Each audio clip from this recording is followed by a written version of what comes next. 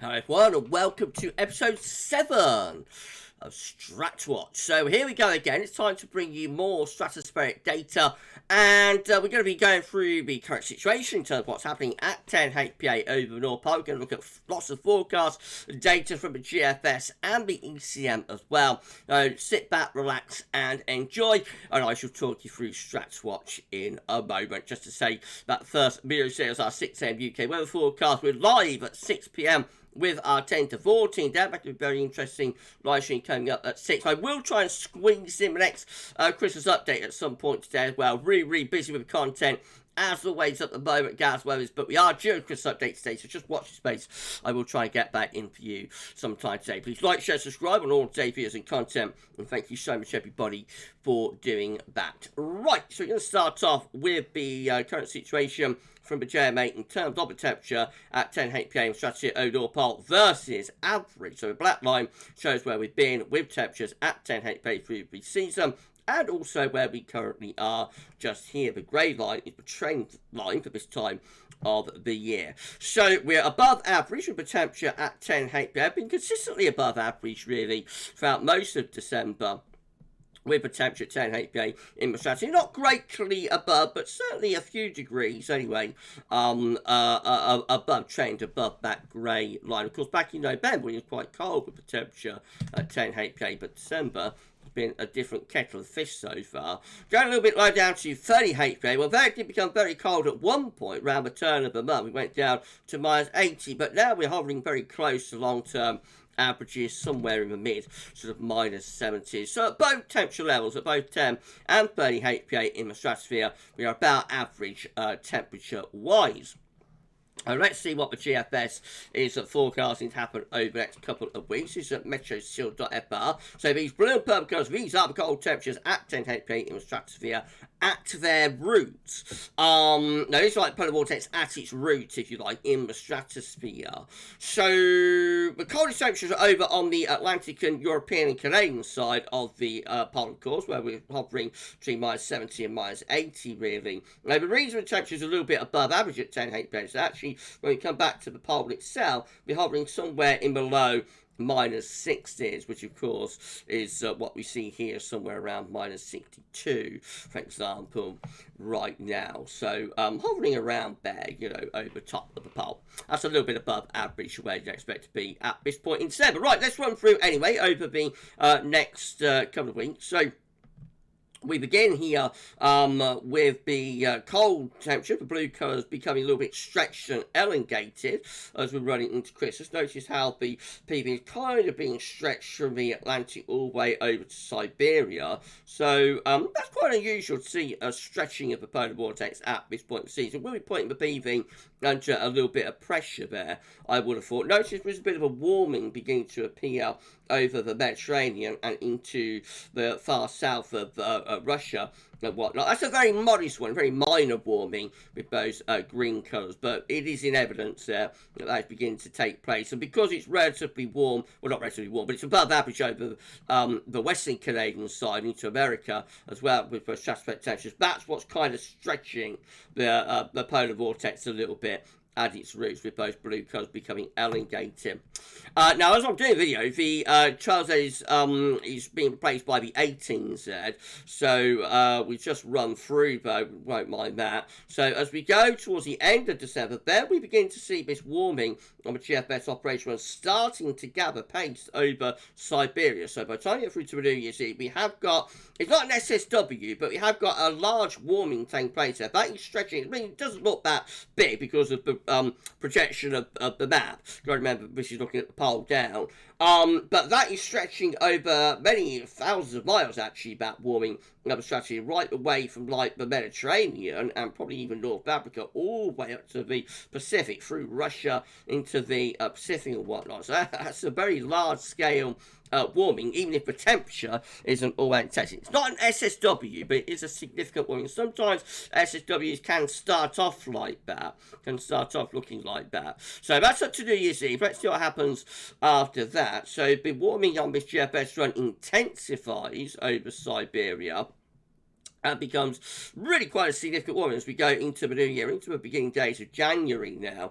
We aren't quite reaching the red colours here on this GFS run, so we're not quite getting to SSW type temperature. Remember, on a temperature scale, we want to go to those sort of dark or those sort of darkish red colours, intense red, fiery red colours. We're not quite getting there, but that is a very, very significant warming of the stratosphere that is taking place over Siberia there, and begin to start heading towards the Arctic anyway, but we aren't there yet up to that point. You know, polar vortex is still in business, it's still sitting over the North Pole and whatnot. You know, we just wait to see where that would evolve after that. Would be interesting to see if we go through some of the GFS ensembles. Well, this is the control run. Now, this intensifies warming further. So this is what we're looking for, really. In terms of the temperature level, we're looking to get those red colours going. The GFS control run does do that. Reaches, so that is like southern stratospheric warming temperature levels. It's still not an SSW because that's still over Siberia and you know whatnot. It's not getting into the Arctic. Over the Arctic itself, actually got these blue and purple colours. Again, polar vortex still well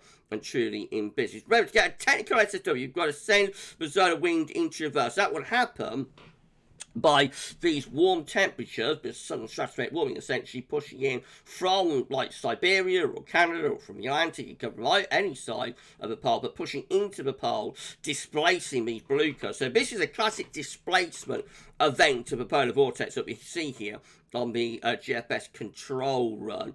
That's what we call a classic displacement event. We have a deep red colours, the southern stratospheric warming, really, pushing from Siberia into the North Pole, displacing out those blue and purple colours.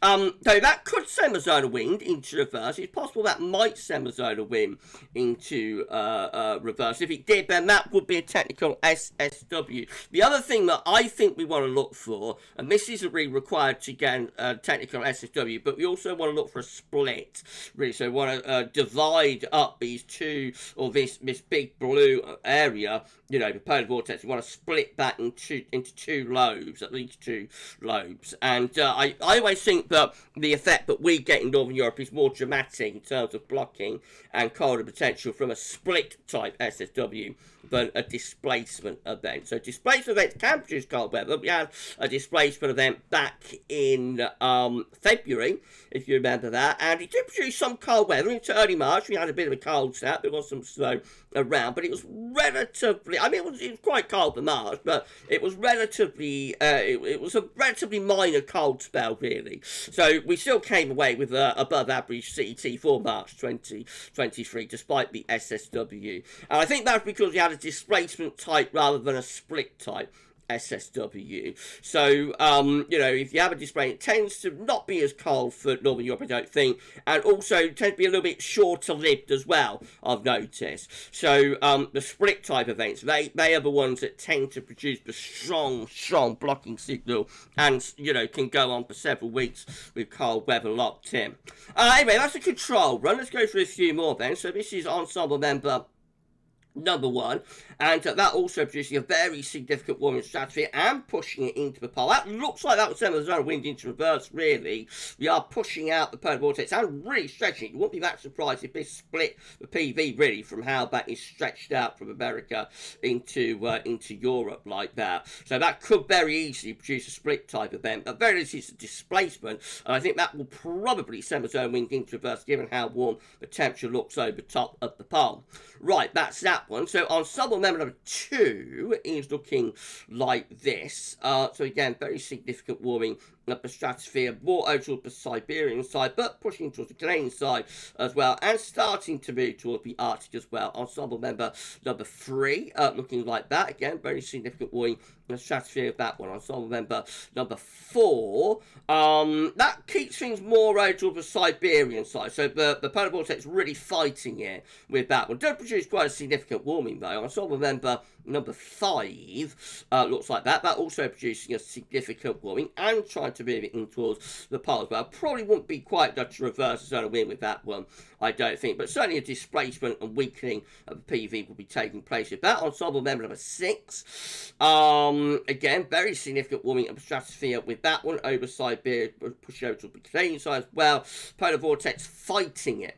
Ensemble member number 7 is looking like this. Again, very significant warming penetrating in towards the pole, really, when we get to the 4th of January. Ensemble member number 8 is looking like that. Again, quite a significant warming of the stratosphere moving toward the polar regions from Siberia. Ensemble member number 9 is looking like this. So we'll keep it warming a little bit more toward the Siberian side with that one. Ensemble member number 10 looks like that. And again, that one, you know, really looks like it's sending that warmth in toward the top of the pole, pushing out the polar vortex, pushing out the blue colours there. Ensemble member number 11 is looking like that. So again, quite significant warming from Siberia penetrating into the top of the pole with that one. Ensemble member 12 is looking like that. Again, pretty significant warming with that one. Probably not quite enough to reverse zone winds with that one, but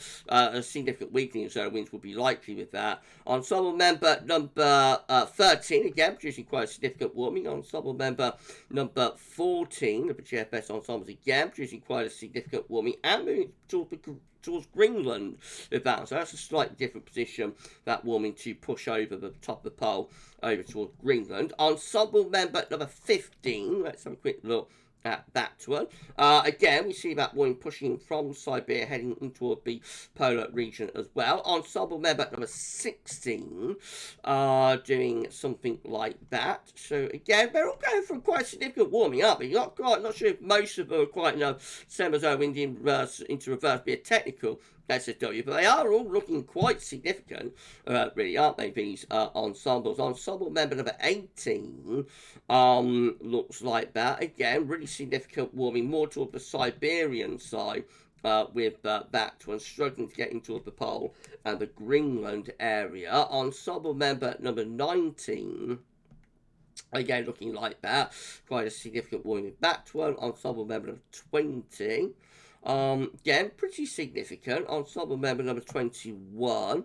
That one is pushing the warming into the polar region, isn't it, with that? So that's getting a little bit close to moving those orange and red colours into the top of the pole itself. Ensemble member number 22, that one also going for really quite dramatic warming over towards the Siberian side and beginning to inch it into the pole as well. Ensemble member 23 looks like that. So that's moving the warming from Siberia into Canada and towards Greenland as well, but displacement of the P being towards northern parts of Europe. Ensemble member number 24, that's keeping things a little bit more restricted towards Siberia and Canada. Ensemble member number 25,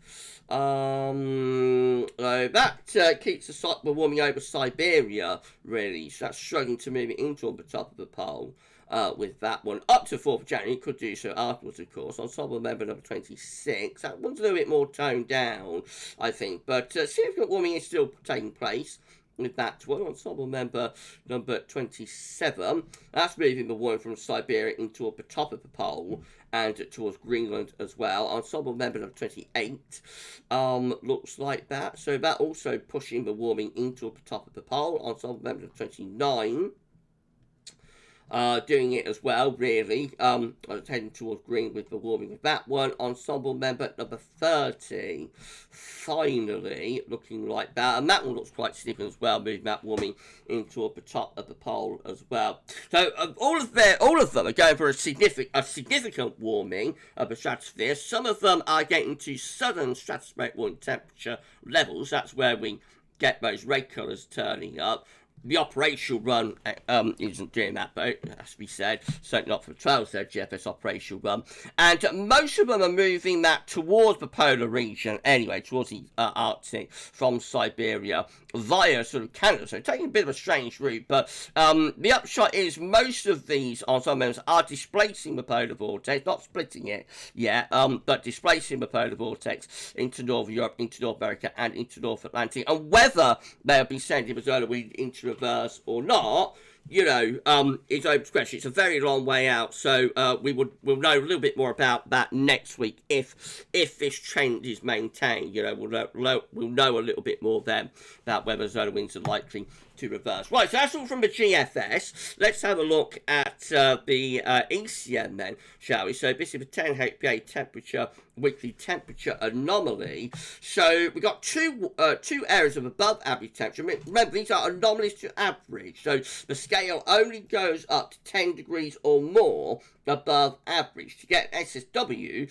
we've got to be going to like 50 degrees or more above average. So if I come here to a temperature scale, actually, so the blue colours we've already established are around -60 to -70 on the temperature scale. The red colours, which is the kind of temperature we need to get to be having an SSW, they are kind of -8 to +4 degrees. So you see how the temperature got to lift up by 50-60 degrees. And of course, we only go to 10 degrees or more on the temperature scale here. So it's always very difficult with bees to determine whether you are reaching SSW temperature levels or whether you're just going to like 10, 20 degrees above average. We should see a significant warming, of course, but isn't an SSW type level. Anyway, so this is week 1, 25th of December to the 1st of January, 2 areas of red. This is the long-standing area of above average temperature we've had over Canada for the past few weeks. This is the secondary one that the GFS ensembles of the GFS operational is picking up on, stretching out from like the Eastern Med over the Black Sea, probably when it comes to parts of the Middle East, and then going up into southern parts of Russia. Now, look what happens into week 2. So the 2 areas of warming of above average temperature just get together into one huge area of above average temperature. You would look at that and think that's probably going to be an SSW taking place, but it may not be. As I say, it might not be reaching quite the temperature level and having the effect on the Arctic that we're looking for. That's the 1st to the 8th of January. The warming is maintained really as we get through to the 8th to 15th of January, may be shifting more towards Greenland and the Canadian side of the Arctic, but still centred over the top of the pole. That is the 15th to 22nd of January. Very simple temperature starting to come down. Temperature is coming down then. And we go through to the final week, which is the 22nd, 29th of January. Temperature is coming down further and going back closer to average. Notice it's starting to actually become quite cold over on the Pacific side of the Arctic there. So another way of looking at we look at the polar vortex zone for temperature. Another way of looking at polar vortex zone is in terms of the zonal wind. So the zonal wind is basically telling you the strength of the polar vortex. Now, if you get a SSW, you send the zonal wind into reverse. I say the gold standard for saying you are having or have had an SSW, sudden stratospheric warming, is not via the temperature actually. It's via the zonal wind.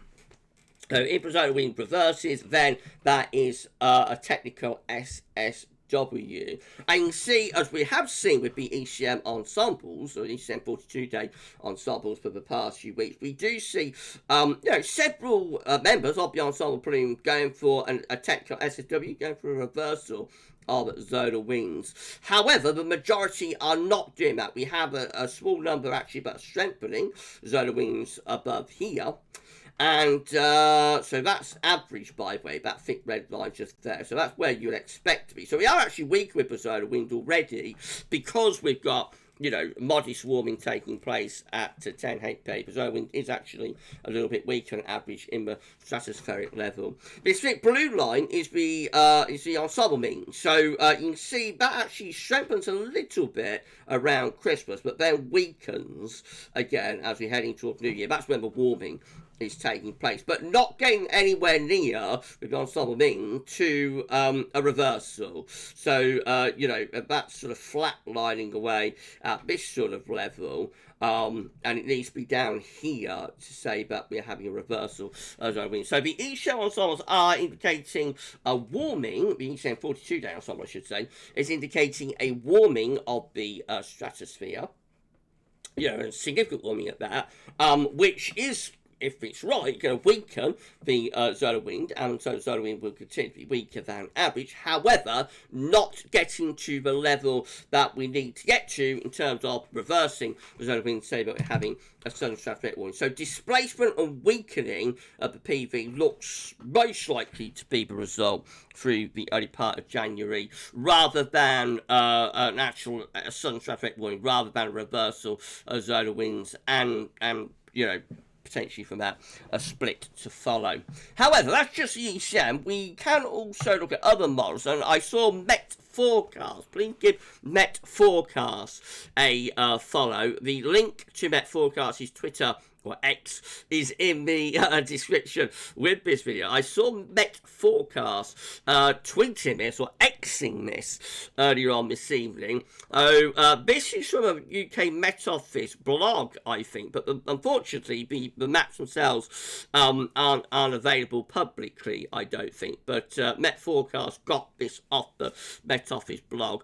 And so, Met Forecast tweeted or exited, Grossi 6 time lag appears to be signalling the potential for an SSW, sun stratospheric warning, in early January, with the mean coming tantalisingly close. That's close to reversal, of course. The EC46 day doesn't come quite this close, as we just established. If you zoom in, so again, this is looking at solar winds, but this is from a UK Met model.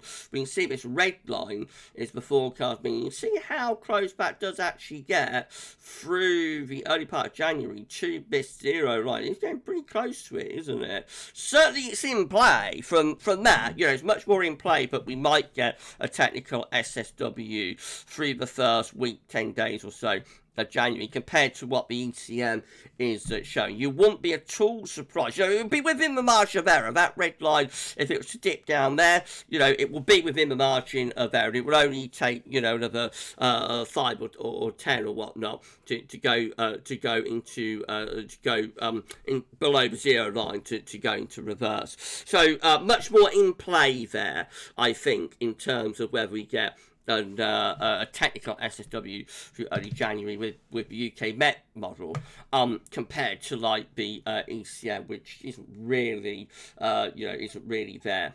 So it's all very interesting. Let's just go back and have a look at the 18Z. So it's up to 264 hours. And yeah, it still seems to be producing that warming. It's starting to get it going again over Siberia. So that's 12Z, that's the 18Z. You know, there's not much in it, is there? They're both going for the start of what looks like quite a significant warming beginning to gather pace over Siberia. So yes, all very interesting, and we're going to keep you posted about this. Of course, we will be doing more Strat Watches over the next few weeks, and of course we will be featuring stratospheric data within our 10 14 days as well. We are expecting an SSW, a technical SSW this season, due to the combination of the El Nino with the EC phase of quasi-being oscillation. EC QBO with El Nino should deliver us an SSW as the winter goes on. We were unsure when we released our winter forecast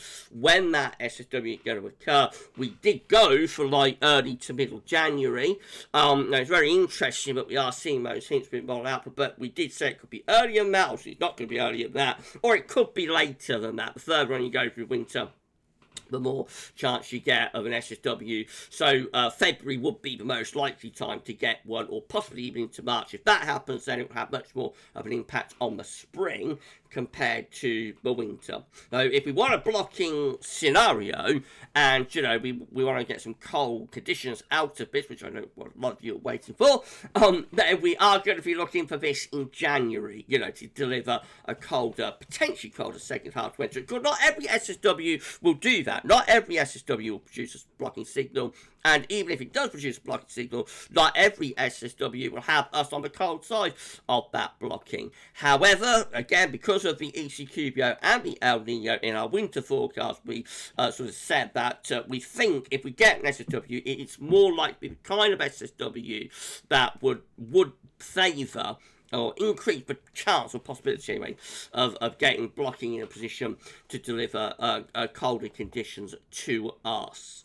So all eyes will be on the stratosphere, I think, as we go through Christmas and into the new year, and of course we will keep you posted at GavsWeatherVids. Next week and next Wednesday is the day after Boxing Day, so I think we'll still do a Strat Watch then, but we'll be featuring stratospheric data within our 10 to 14 days anyway, so please keep checking back to the channel for more. Right, slightly longer Strat Watch this week, I think. Yes, much longer. I'm sorry about that, everybody. I did say we'd try and keep these 10 to 15 minutes, but we had to go through those ensembles to have a look at them, didn't we? So, there we go. That's Strat Watch episode 7, all getting quite interesting, and please keep checking back to the channel for more. We're going to be live at 6 p.m, so if you've got any questions about this, then please fire away, and I'll do my best to answer those at 6. We'll also be live streaming our 10 to 14 there. And don't forget, we're going to try and get a Christmas update in today as well. For episode 7 of Strat Watch, that's all for now, and thanks for watching.